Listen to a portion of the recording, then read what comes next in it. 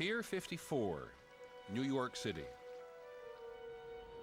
On May the 1st, 1915, 2,000 passengers boarded one of the fastest, most luxurious ships in the world, the Lusitania.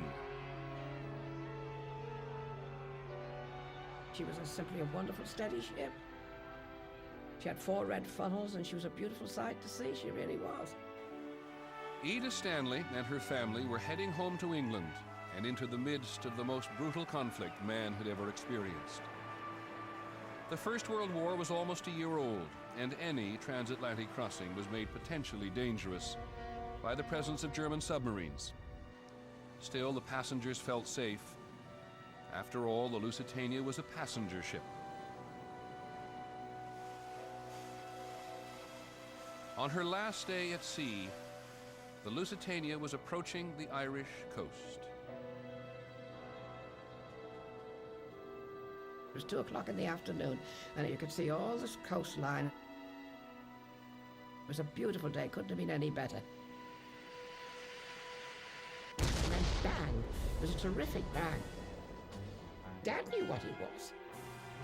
I mean, that he knew darn well it was a torpedo. The single German torpedo did such damage that the Lusitania could launch only 6 of her lifeboats before she went down. We could not take the people in that were begging to be taken in. I mean, we'd have capsized and everybody would have gone. 1,200 drowned, didn't they? I think it was 1,200 drowned. More drowned than were saved.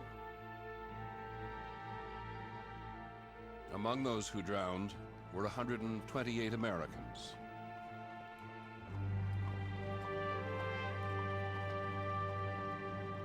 The memory has faded for all but a very few, some of whom you'll hear from. But because it has affected so much of what has happened since, the bulk of this program is about the First World War, the Great War, they called it. It began in June of 1914 with the assassination of the Archduke Franz Ferdinand of Austria-Hungary. He was shot by a Serbian nationalist in Sarajevo. Ferdinand had governed in a circle of European royalty that also included the King of England, the Tsar of Russia, and the Kaiser of Germany. And together, their colonial empires dominated most of the Earth's population. And when the competitive Kaiser seized upon the assassination as a pretext to begin a European war, he found the other royals only too willing to go along. All of them sought to widen their influence. None could possibly realize how radically they were about to alter the course of the 20th century.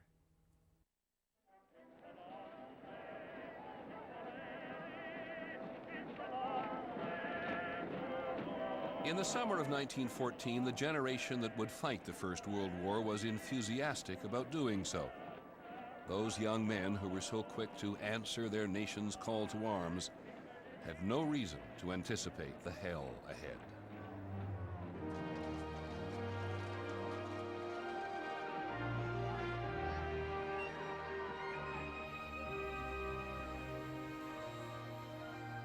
In the German city of Koblenz, 12-year-old Joachim von Elbe began a diary.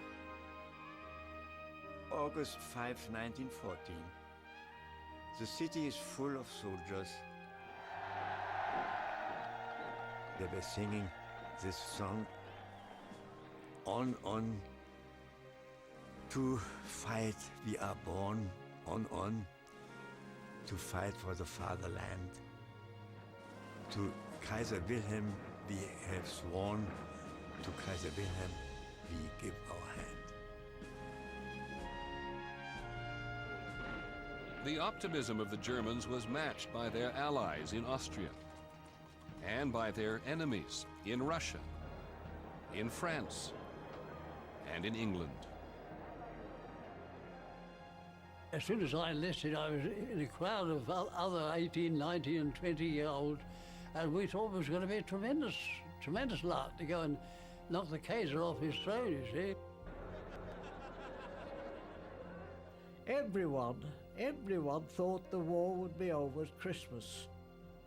And they really badly wanted to get to France to get in the fighting.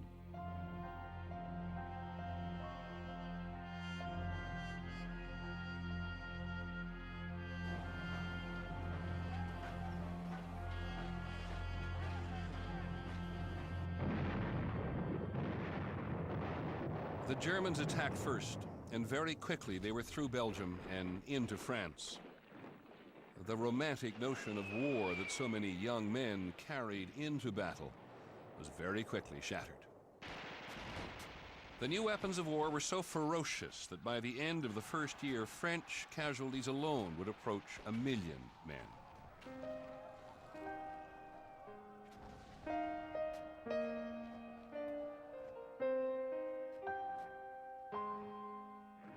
Nobody in Europe expected these appalling casualties.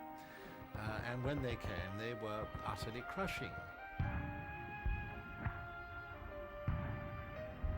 The first dreadful experience was that of the victims of what was called the Massacre of the Innocents in Germany. These boys from high school or college who were given a couple of months' training and sent off to the front, and who died in tens of thousands in a few weeks. Nothing like that had ever happened before to any country in Europe. And moreover, this was the flower of German youth. They were the best educated young men. They were from middle-class families almost exclusively. And they had no expectation at all that this terrible thing was going to happen.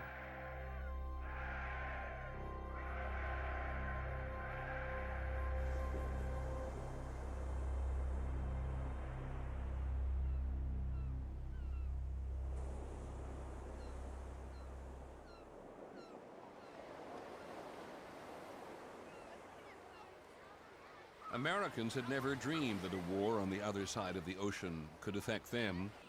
The U.S. was officially neutral, and most of its citizens assumed it would stay that way.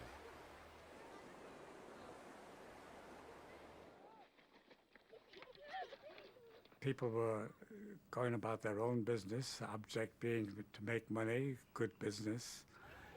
Everything was very pleasant indeed.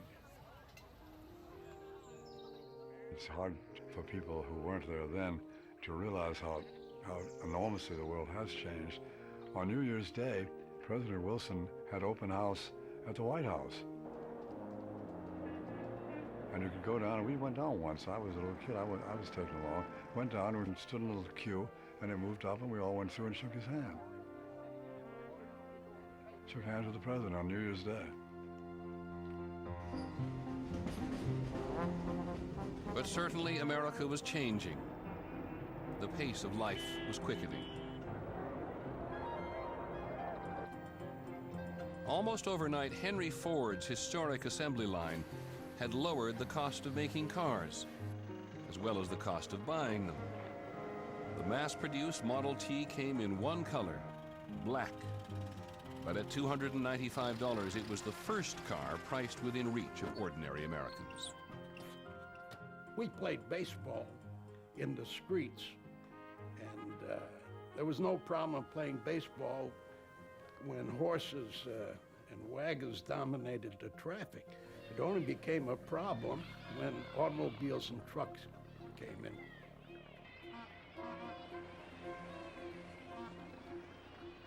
So much in America was changing as Europe went about its ugly war.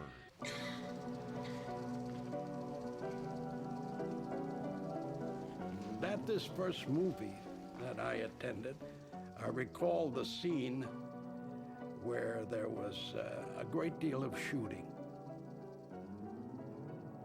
As they came to the front of the screen, and the figures got larger and larger, and I thought they were coming at me, and I started screaming so badly that they had to take me out of the movie house. As movie-making techniques improved, movies became an American obsession. And it was in the movie houses that Americans were exposed to the war in Europe. In the movie house, it still seemed glamorous. We went every Saturday morning and just devoured the pictures of the war. Beautiful uniforms and the dashing mounted cavalry with their flashing sabers in the sun riding into battle, and oh, I thought that would be something else. I was just aching to go.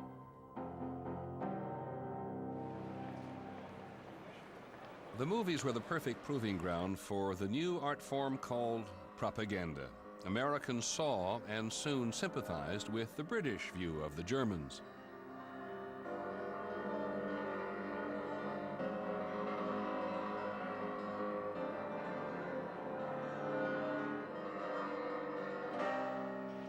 By early 1915, the war in Europe was good for America. U.S. banks were lending huge amounts of money to Britain and France, who in turn used the money to buy arms from American factories.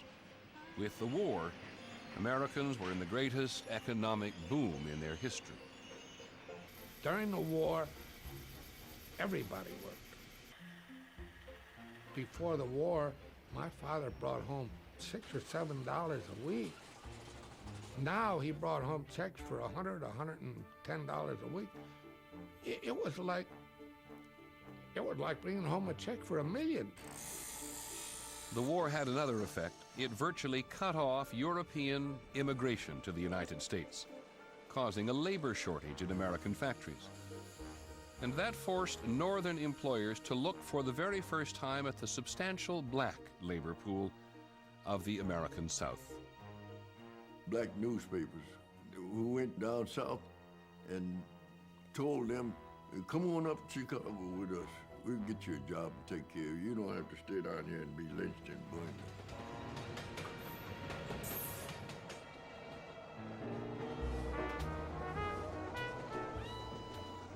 My relatives, aunt, uncle, cousins, came north.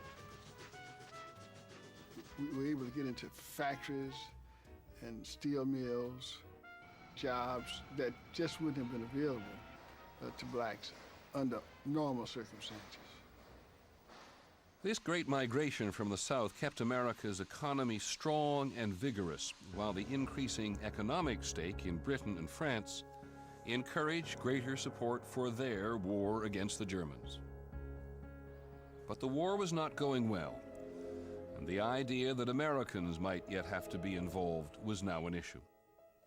All over the United States, with the support of former President Theodore Roosevelt, potential volunteers began to train for battle.